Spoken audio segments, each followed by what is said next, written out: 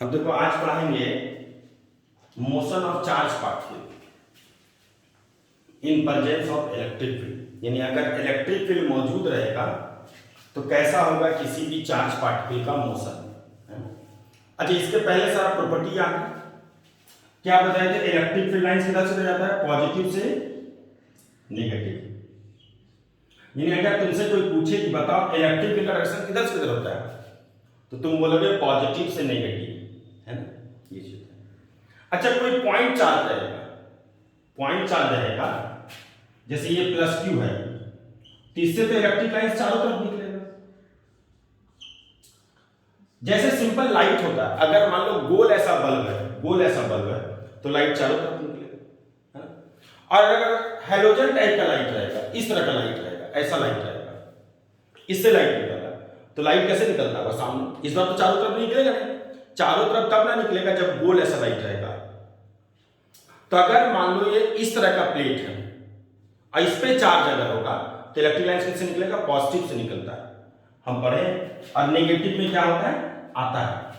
अब यहां पे क्या किया गया इस बार, इसको देखना, ये डायग्राम देखना है। दो प्लेट नहीं है, एकदम आसान है।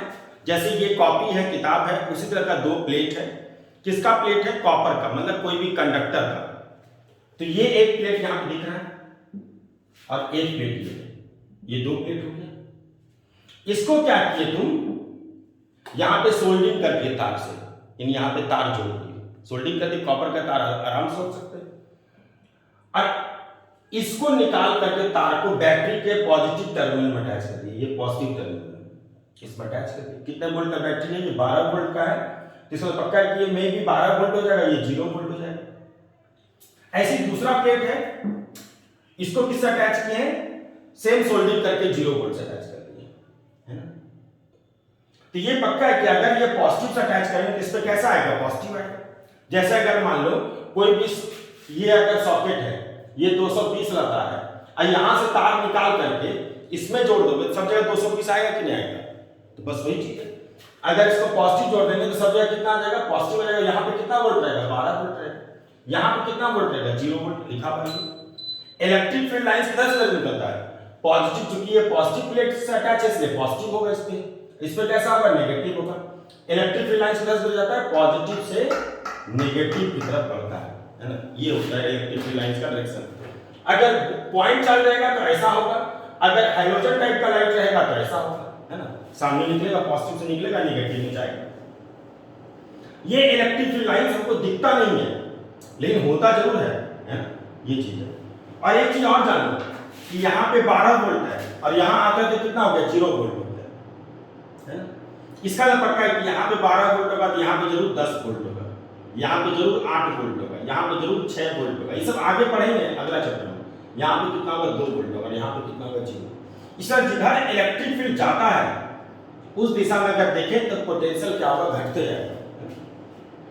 खैर फिलहाल अभी कोई सा काम नहीं है। इलेक्ट्रिक फील्ड किधर से जा रहा है? पॉजिटिव से नेगेटिव। यानी जैसे जस्ट लाइक वाटर का फ्लो है, मान लो एक दीवार ये है, एक दीवार ये है, किधर से जाएगा? इधर से जाएगा। हम पढ़ रहे हैं कि अगर किसी भी चार्ज पार्टिकल को इलेक्ट्रिक फील्ड के रीजन में रख देंगे तो क्या फर्क पड़ेगा उसमें। तो इलेक्ट्रिक फील्ड का डेफिनेशन, तो electrostatic force per unit charge is called electric field. या इसको इधर ले आएंगे तो F इक्वल टू क्या होगा? Q इन V। और अगर वेक्टर फॉर्म में लिखना होगा तो ऐसे लिख सकते हैं। इसका मतलब यहां पे ये कहता है कि अगर किसी चार्ज पार्टिकल के पास इलेक्ट्रिक फील्ड वहां पे आ जाएगा तो पक्का है कि उस पे फोर्स लगेगा। यानी इलेक्ट्रिक फील्ड के रीजन में जैसे ही किसी चार्ज को रख दोगे तो 100% बिना कोई कंफ्यूजन के उस पे फोर्स लगना है। और कितना फोर्स लगना है? Q into V। जैसे किसी भी सामान को अगर ग्रेविटेशनल फील्ड, जी किधर काम करता है? नीचे, इस पे फोर्स लगना तय है, कितना? M into G, है ना? यानी अगर तुमसे कोई पूछे कि बताओ ग्रेविटेशनल फील्ड के रीजन में, यानी अर्थ के चारों तरफ अगर किसी भी सामान को रखेंगे तो उस पर फोर्स लगेगा कि नहीं लगेगा? तुम बोलोगे हाँ लगेगा। कितना लगेगा? M into G लगेगा। और तुमको पता है कि जो काम इलेक्ट्रोस्टैटिक में E करता है, ग्रेविटेशन, वो काम G करता है। जो काम मास करता है वो काम यहाँ पे चार्ज करता है। तो सेम ऐसी इलेक्ट्रिक फील्ड के रीजन में अगर किसी चार्ज को रख देंगे तो उससे फोर्स लगना तय है। तो जैसे फॉर एग्जांपल अगर ये प्रोटॉन है, अगर बोले इस प्रोटॉन को यहाँ पर रख दें, प्रोटॉन का चार्ज भी होता है, पता ही है सबको, 1.6 × 10⁻⁻⁹ और उसको ई से लिखते हैं। मास भी होता है प्रोटॉन का, है ना, 1.6 × 10⁻27 किलोग्राम। तो अगर किसी प्रोटॉन को अगर इलेक्ट्रिक फील्ड के रीजन में रखें क्या होगा, यानी इस तरफ से इस तरफ इलेक्ट्रिक फील्ड बाहर आ रहा है, फ्लो कर रहा है, तो कहता है कि इस पे जो फोर्स लगेगा वो कितना होगा, Q × E लगेगा। यानी जिधर इलेक्ट्रिक फील्ड होगा फोर्स उसी दिशा में होगा, वेक्टर का सिंबल देंगे, यानी इस पे फोर्स किधर लगेगा, जिधर इलेक्ट्रिक फील्ड होगा। तो जैसे ही किसी भी चार्ज पार्टिकल को इलेक्ट्रिक फील्ड के रीजन में रखते हैं तो उस चार्ज पार्टिकल पे फोर्स लगना तय है ना। जैसे किसी भी मास को अगर ग्रेविटेशनल फील्ड के रीजन में रखते हैं तो उससे फोर्स लगना तय है, mg, वैसे यहां पे भी। अब यहां पे न्यूटन्स लॉ ऑफ मोशन देखो, कहता है कि अगर कोई ब्लॉक है, अगर मान लो ये कोई भी सामान है और इस पे फोर्स अगर लगा देंगे, है ना, कितना फोर्स लगा रहे हैं, 20 न्यूटन। कितने केजी का, ये 4 केजी का। तो जैसे ही इस ब्लॉक पे फोर्स लगेगा तो ये पक्का है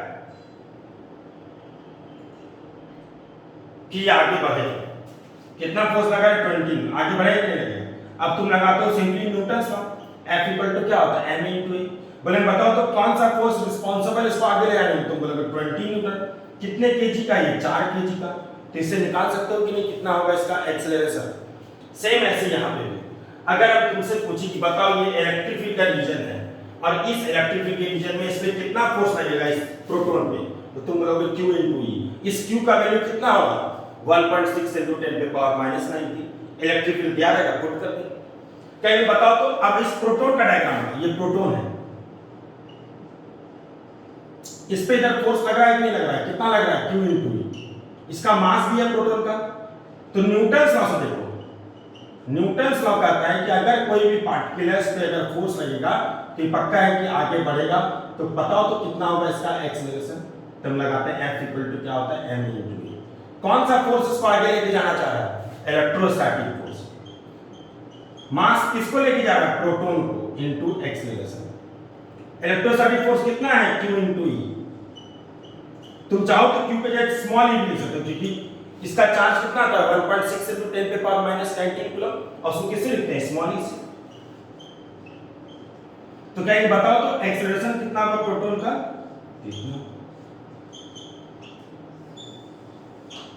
निकल जाएगा। अच्छा अगर अब इसका मतलब यहां पे काइनेमेटिक्स है, इलेक्ट्रिसिटी खत्म हो गया, इलेक्ट्रोस्टैटिक का पार्ट। यानी अगर इलेक्ट्रिक फील्ड के रीजन में जैसे ही प्रोटॉन को रखे उस प्रोटॉन पे फोर्स लगना तय है, कितना, QE। और चूंकि फोर्स लगेगा तो वो आगे भी बढ़ेगा, कितना होगा उसका एक्सेलरेशन। अगर ये आगे बढ़ रहा है तो कितना होगा उसका एक्सेलरेशन, तो निकाल लिए कितना होगा, QE/m। फोर्स लगा है बराबर m में लगा, तो सिंपली f बराबर m में लेके f पे चलेंगे QE, m जितना है पुट किए समीकरण। तो इसका मतलब ये पक्का हो गया कि अगर इस कोना में प्रोटॉन होगा तो धीरे धीरे इस कोना से इस कोना पहुंच जाएगा। तो अगर मान लो दोनों के बीच का दूरी दे देगा d, तो कहेगा बताओ तो इस कोना से इस कोना पहुंचने में कितना देर लगेगा। तो तुम एक्सेलरेशन निकाल ही चुके हो, यहां पे हाथ से छोड़े थे, है ना। तो ये प्रोटॉन इस कोना से इस कोना पहुंचने में कितना देर लगेगा, यानी लेफ्ट एक्सट्रीम से राइट एक्सट्रीम जाने में कितना देर लगेगा। तो हम लगाते हैं S = ut + ½ एकदम सिंपल फार्मूला। और ये फार्मूला तभी लगा सकते हो जब एक्सेलरेशन क्या होता है, कांस्टेंट होता है। फिलहाल एक्सेलरेशन कांस्टेंट है। तो बताओ तो इस कोना से लेकर इस कोना तक के बीच का दूरी कितना दिया हुआ है, d। इनिशियल वाले शुरुआत में तो तुम प्रोटॉन को हाथ से छोड़े थे, तो शुरुआत में इसका वेलोसिटी कितना है, 0, पुट कर दीजिए, तो ये खत्म में हो गया। एक्सेलरेशन कितना है, QE/m × t²। कहीं बताओ तो कितना देर लगेगा उसको इस कोना से उस कोना जाने में, तो t निकल गया। यानी अगर तुमसे पूछेगा कि लेफ्ट एक्सट्रीम से राइट एक्सट्रीम जाने में कितना टाइम लगेगा, तो सिंपली तुमको एक्सेलरेशन पता है, तो तुम S = ut + ½ बोले बताओ तो इस कॉर्नर पे आते तो कितना होगा इसका वेलोसिटी, तो तुम v = u + at लगा दो। u तो है नहीं, a कितना है निकाल चुके हो, t कितना है निकाल चुके हो, पुट कर, है ना। यानी इसके बाद काइनेमेटिक्स पोर्शन। यही अगर प्रोटॉन के जगह इलेक्ट्रॉन होगा तो क्या फर्क पड़ता है, तो बहुत ज्यादा फर्क नहीं पड़ता।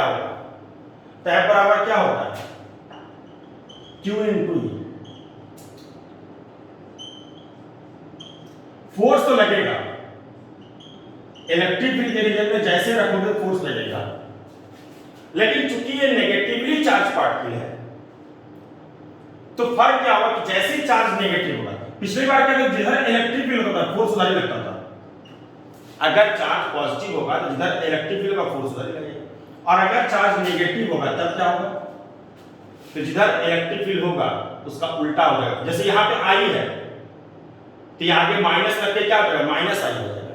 इसका मतलब जिधर इलेक्ट्रिक फील्ड है अगर चार्ज पॉजिटिव होता तब तो फोर्स इधर लगता, अगर चार्ज पॉजिटिव होता तब तो इलेक्ट्रिक फील्ड, लेकिन चूंकि इलेक्ट्रॉन नेगेटिवली चार्ज पार्टिकल है इसलिए फोर्स इधर नहीं लगे, क्या लगेगा, इधर लगेगा। बस यानी सिर्फ तुमको क्या बदल देना, जैसे नेगेटिव देखोगे तो तुमको डायरेक्शन बदल देना, कोई भी नेगेटिव रहेगा तो प्रोटॉन इधर जाता जबकि इलेक्ट्रॉन इधर उल्टा चलेगा। बाकी फार्मूले में कोई बदलाव नहीं है, क्योंकि हम लोग यूज कौन सा फॉर्मेट करते हैं, हर समय मैग्नीट्यूड फॉर्म करते हैं। तो कहीं बताओ तो कितना फोर्स लगेगा इलेक्ट्रॉन पे, तो चार्ज कितना होता है इलेक्ट्रॉन में, मैग्नीट्यूड लिखना है कि माइनस लिख देना, तो F बराबर लगाते हैं m इंटू ए। कौन सा फोर्स रिस्पॉन्सिबल है इस इलेक्ट्रॉन को इधर ले जाने के लिए, इलेक्ट्रोस्टैटिक फोर्स रिस्पॉन्सिबल है।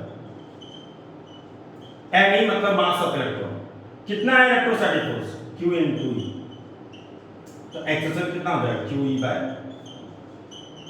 एक्सेलरेशन दोनों का अलग अलग आएगा, क्यों पता है, क्योंकि यहाँ पर पीछे मास ऑफ प्रोटॉन था पिछली बार, अभी मास ऑफ इलेक्ट्रॉन है, तो इलेक्ट्रॉन चूंकि हल्का होता है मास, इसलिए उसका एक्सेलरेशन क्या होगा, ज्यादा होगा। अब फिर से सेम सॉल्व करेंगे कि कितना देर लगेगा इस कॉर्नर से इस कॉर्नर आने में, तुरंत निकाल सकते हैं। तो कंक्लूजन ये है कि अगर इलेक्ट्रिक फील्ड के रीजन में अगर तुमसे पूछा जाएगा कि किसी भी चार्ज को रखने तो क्या असर होगा, तो बहुत सिंपल कॉन्सेप्ट है, इलेक्ट्रिक फील्ड के रीजन में रखने पे किसी भी चार्ज पार्टिकल पे फोर्स लगना तय है, लगना ही लगना है। हाँ, और अगर कोई पॉजिटिव चार्ज होगा तो फोर्स उधर लगेगा जिधर इलेक्ट्रिक फील्ड होगा, और अगर कोई नेगेटिव चार्ज होगा तो ऊपर भी फोर्स लगेगा, लेकिन जिधर इलेक्ट्रिक फील्ड होगा उसका उल्टा लगेगा।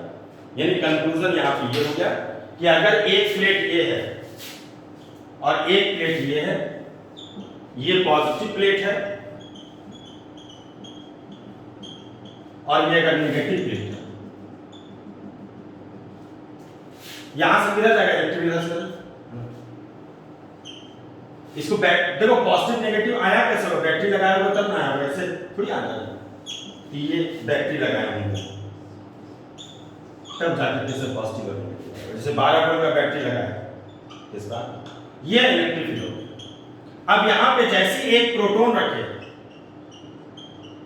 और मान लो यहां पे इलेक्ट्रॉन रखते हैं, क्या फर्क होगा दोनों में, फोर्स दोनों पे लगेगा। हम पहले बोल दिए प्रोटॉन चूंकि पॉजिटिव चार्ज होता है plus 1.6 into 10 to the power minus 19, यानी प्लस ई भी लिख सकते हो, इसका चार्ज हो गया minus 1.6 into 10 to the power minus 19, यानी माइनस मास दोनों के पास होता है, इसका मास हो गया 1.6 into 10 to the power minus 27 kg, इसका थोड़ा सा हल्का होगा 9.1 into 10 to the power minus 31 kg, 1840 गुना हल्का हो जाता है। तो प्रोटॉन क्या है, पॉजिटिव चार्ज, इसलिए ये इलेक्ट्रिक फील्ड की तरफ फोर्स लगाएगा, जबकि इलेक्ट्रॉन क्या है, नेगेटिव, इसलिए इलेक्ट्रिक फील्ड को उल्टा फोर्स लगाएगा। फोर्स तो दोनों पे लगाएगा। फोर्स का फार्मूला क्या होता है, हमको Q into E, magnitude form use करना, वेक्टर फॉर्म यूज करना, डायरेक्शन के लिए हम एरो दे रहे हैं बस, और कुछ नहीं।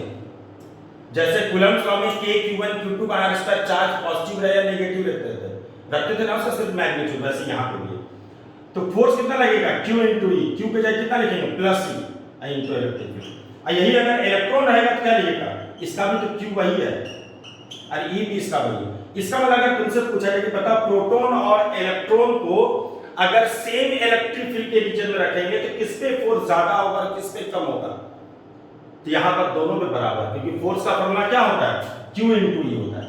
चूंकि इलेक्ट्रॉन का भी चार्ज और प्रोटॉन का चार्ज सेम है, तो Q सेम है और इलेक्ट्रिक भी तुम सेम ही दिए हो, इसलिए फोर्स दोनों का सेम होगा।